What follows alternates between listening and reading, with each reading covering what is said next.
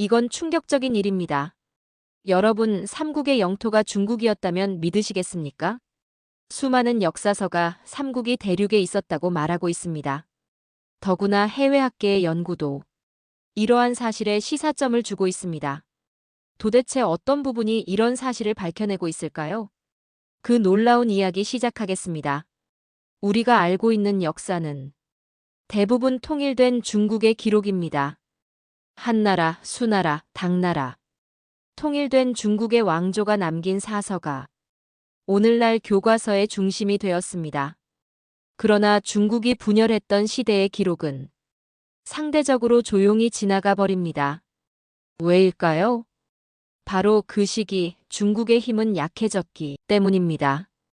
그리고 그때 동아시아의 또 다른 세력이 떠오르고 있었습니다. 바로 삼국입니다. 중국이 분열되어 있던 400년 동안은 삼국이 가장 역동적으로 움직이던 시기이기도 했습니다. 만약 우리가 삼국을 제대로 이해하려 한다면 통일 중국의 기록만이 아니라 바로 중국 분열기의 사설을 함께 보아야 하지 않을까요? 그 기록 속에는 우리가 익숙하게 알고 있던 경계와는 다른 세계가 등장합니다. 오늘 우리는 그 흔적을 따라가 보려 합니다. 흔히 말하는 역사 논쟁을 넘어서 그 안에 담긴 역사의 한 장면을 함께 살펴보겠습니다. 여러분, 역사가 아직 굳어지기 전 동아시아에는 하나의 거대한 틈이 있었습니다. 지금 우리가 알고 있는 중국은 아직 완성되지 않았습니다. 바로 위진 남북조.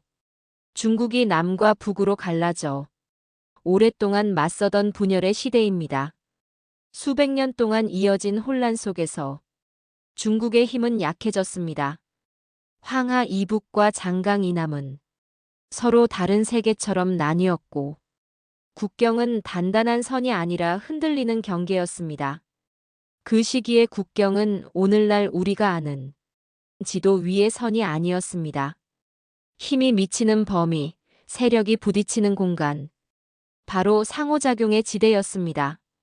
겉으로 보면 비어있는 땅처럼 보였지만 그곳은 결코 공백이 아니었습니다. 여러 세력이 동시에 움직이고 부딪히고 서로를 시험하던 긴장의 공간이었습니다. 여기서 잠깐 한 가지 질문을 드리겠습니다. 중국의 힘이 닿지 않는 곳, 그곳에는 정말 아무도 없었을까요? 아니면 새로운 세력이 그 빈틈을 채우고 있었을까요? 특히 요동과 요서.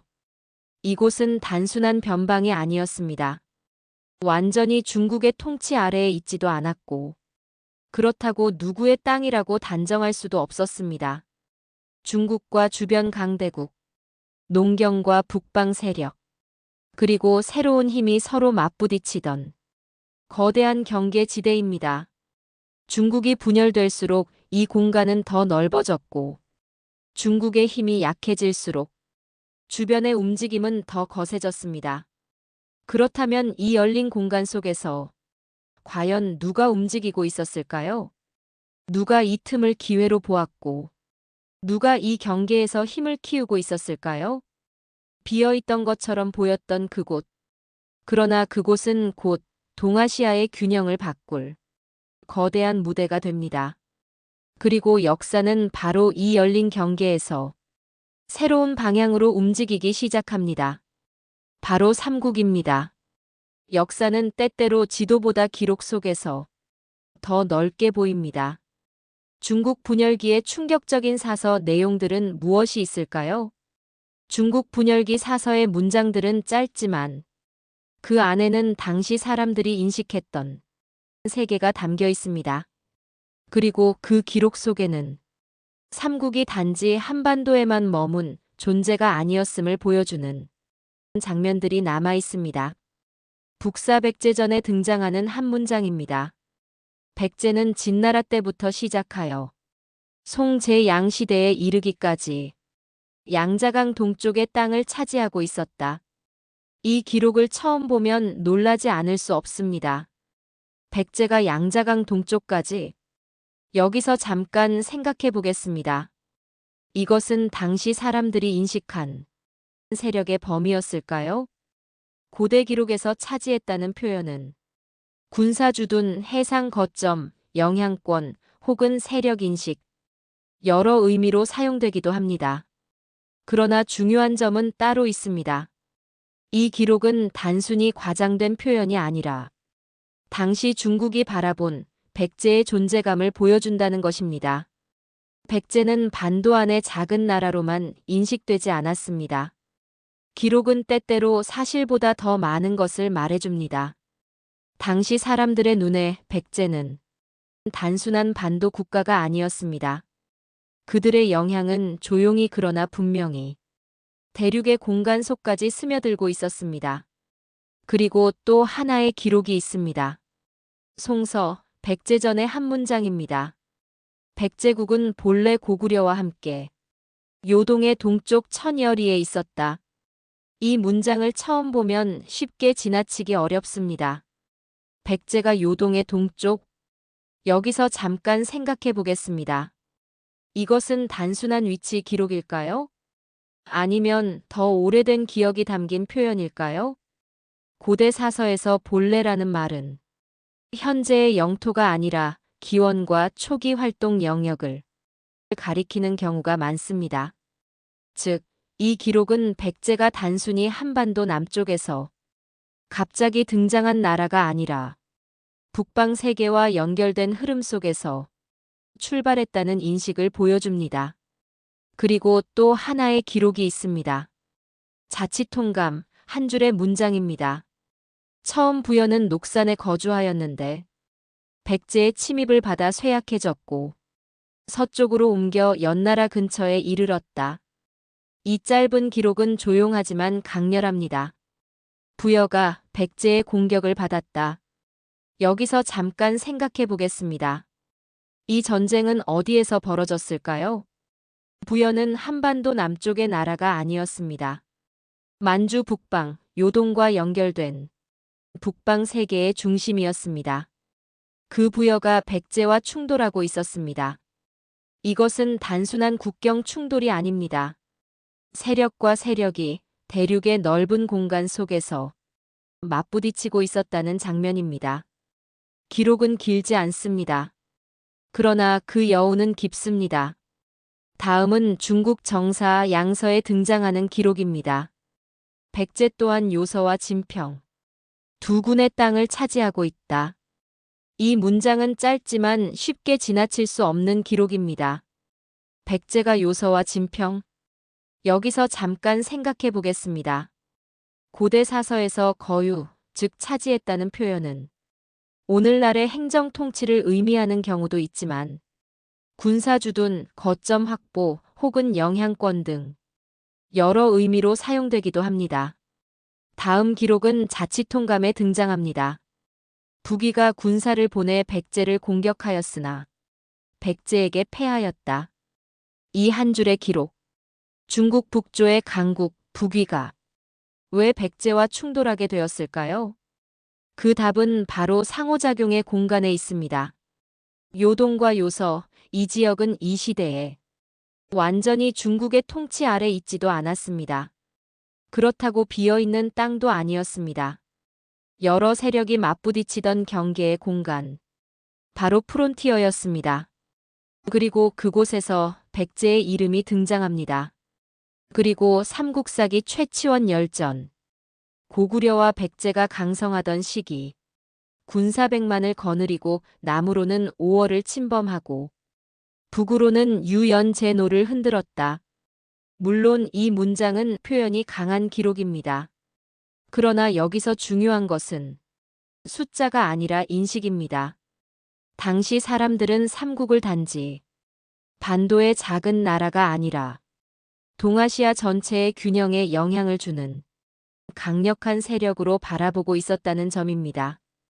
고대의 국경은 고정된 선이 아니라 힘이 미치는 범위입니다. 전쟁과 이동, 교류와 충돌. 이 모든 움직임은 하나의 사실을 보여줍니다.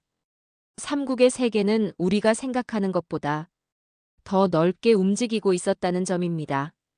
그리고 바로 그 흔적들이 다음 이야기의 문을 열고 있습니다. 과연 과학적인 역사 분석에는 무엇이 있을까요? 사서의 기록은 땅 위의 이야기만 전하지 않습니다. 때로는 하늘의 움직임까지 함께 남깁니다. 삼국사기에는 특별한 기록이 있습니다. 바로 일식입니다. 태양이 가려지는 순간, 고대 사람들은 이것을 단순한 자연 현상이 아니라 세상의 질서가 흔들리는 징조로 보았습니다. 고구려, 백제, 신라, 삼국은 각각 하늘의 변화를 기록했습니다. 그리고 놀랍게도 그 기록 속에서 보이는 하늘의 그림은 단지 한반도 위가 아니었습니다. 여기서 잠깐 생각해 보겠습니다. 만약 한 나라가 기록한 하늘의 중심이 지금 우리가 아는 위치와 다르다면 그 나라는 과연 어디를 바라보고 있었던 것일까요? 일식은 거짓말을 하지 않습니다. 하늘의 그림자는 반드시 실제 하늘 위에서만 움직입니다. 삼국사기에 남겨진 일식 기록을 따라가면 각 나라가 바라보던 세계의 중심이 드러납니다. 지금 보이는 이 그림은 삼국이 기록한 일식이 어디에서 가장 정확히 보였는지를 계산한 지도입니다. 원의 중심은 그 나라가 하늘을 관측하던 기준점, 즉 하늘 아래의 세계의 중심을 의미합니다. 먼저 고구려. 그림을 보면 일식 그림자의 중심이 요동과 만주 방향에 놓여 있습니다.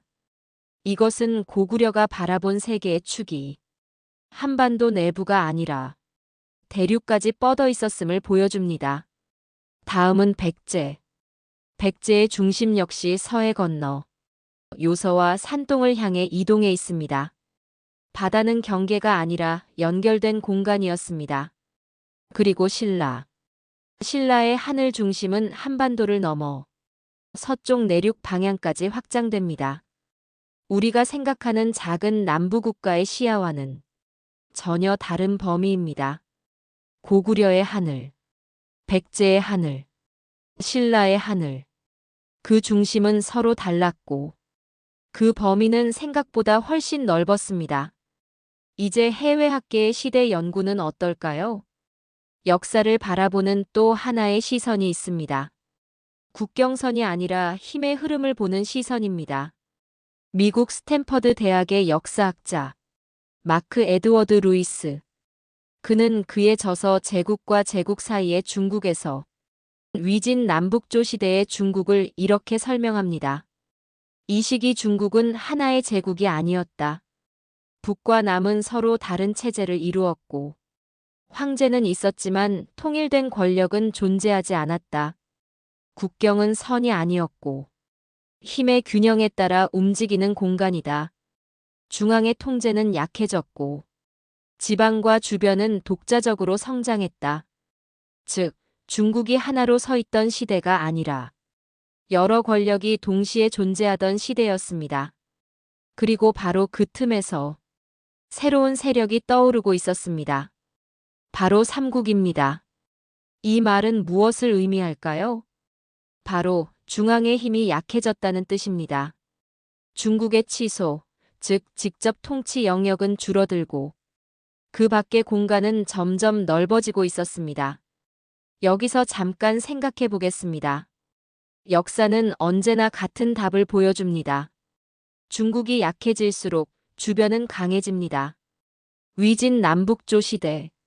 중국 내부는 분열되어 있었고 북방의 통제는 느슨해졌으며 국경은 단단한 선이 아니라 흔들리는 공간이었습니다. 그리고 바로 그 열린 공간 속에서 삼국은 스스로의 힘을 키워가고 있었습니다. 고구려는 북방에서 균형을 흔들고 있었고 백제는 바다를 통해 세계와 연결되고 있었으며 신라는 내부를 통합하며 또 하나의 축이 되어가고 있었습니다. 보이지 않던 변화는 이미 시작되고 있었습니다. 열린 대륙의 경계에서 힘의 방향이 서서히 이동하고 있었습니다. 역사에는 아주 드문 순간이 있습니다. 힘의 균형이 한쪽으로 크게 기울어지는 순간, 오래 이어지던 질서가 흔들리는 순간입니다. 바로 5세기. 고구려가 가장 강성했던 시대입니다. 이때 중국은 여전히 분열되어 있었습니다. 북과 남은 하나로 묶이지 못했고 중국의 힘은 깊숙이 미치지 못했습니다. 경계는 무너져 있었고 대륙에는 넓은 열린 공간이 생겨나고 있었습니다. 그리고 바로 그 공간 속에서 고구려의 힘은 절정에 이르고 있었습니다. 광개토대왕 그리고 장수왕. 고구려는 요동을 장악하고 북방에서 압도적인 군사력으로 존재감을 드러냈습니다. 주변 세력은 더 이상 고구려를 변방의 나라로 볼 수 없었고 질서는 서서히 그러나 분명하게 흔들리기 시작했습니다. 여기서 한번 생각해 보겠습니다. 중국이 약해지고 고구려가 강해진 이 순간, 만약 이 시간이 조금만 더 길어졌다면 역사는 어떤 방향으로 흘렀을까요? 중국 대륙이 우리의 영토로 남아 있었을까요? 바로 그 짧은 교차의 순간, 역사 속에서 단 한 번, 중국이 가장 약했고 고구려가 가장 강했던 시간이 겹쳐졌습니다. 그리고 동아시아의 균형이 조용히 움직이고 있었습니다. 그러나 역사의 흐름은 멈추지 않습니다. 오랫동안 갈라져 있던 중국이 다시 하나로 움직이기 시작합니다. 남과 북으로 나뉘어 이어지던 분열의 시대. 마침내 그 긴 균열이 닫히고 하나의 거대한 통일 제국이 등장합니다. 수나라 그리고 당나라. 동아시아의 질서는 완전히 다른 방향으로 재편되기 시작합니다. 중국의 군사력은 다시 주변을 향해 뻗어나가고 한때 공백처럼 보였던 공간은 서서히 중국의 통제 아래로 들어가기 시작합니다. 여기서 역사의 방향이 바뀝니다. 열려있던 대륙의 문이 닫히고 주변의 자유로운 움직임은 점점 좁아집니다. 고구려가 북방에서 유지하던 균형, 백제가 바다를 통해 펼치던 영향, 그리고 삼국이 대륙에서 형성하던 세력권은 더 이상 예전과 같은 방식으로 유지될 수 없게 됩니다. 그리고 곧 거대한 충돌의 시대가 시작됩니다.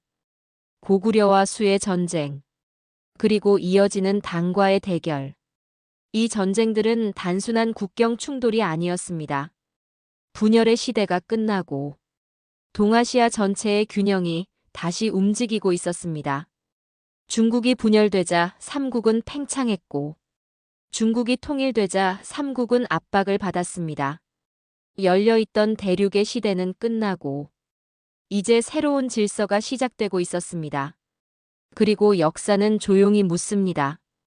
그 열린 시대의 경계에서 삼국은 어디까지 도달해 있었을까요? 삼국은 대륙을 움직이던 힘이었습니다. 중국이 갈라져 있던 시대.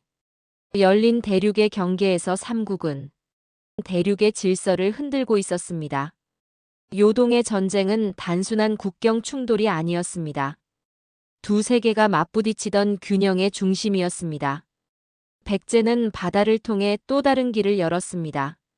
남조와 이어지고 외와 연결되며 해상은 그들의 세력이 흐르던 보이지 않는 길이었습니다. 그리고 신라. 조용히 내부를 통합하며 삼국의 힘을 완성해 가던 마지막 축. 세 나라는 서로 다른 방향에서 움직였지만 하나의 흐름을 만들고 있었습니다. 중국이 가장 약했고 삼국이 가장 강했던 시간. 만약 그 시간이 조금만 더 길었다면 역사는 다른 모습이었을지도 모릅니다. 삼국은 대륙을 정복하지는 못했습니다. 그러나 정복하지 못했다고 해서 그들의 영향이 사라진 것은 아니었습니다. 그들은 중국의 균형을 흔들 수 있었던 그 시대의 또 하나의 힘이었습니다. 그리고 역사는 그 순간을 분명히 기억하고 있습니다. 수많은 왕조가 흥망을 반복하는 동안에도 고구려와 백제, 신라가 남긴 이름은 사서 속에서 결코 사라지지 않았습니다. 그들이 남긴 흔적은 지도의 경계선이 아니라 역사의 흐름 속에 남아 있습니다. 그래서 우리는 한 문장을 떠올립니다. 역사는 반복된다. 감사합니다.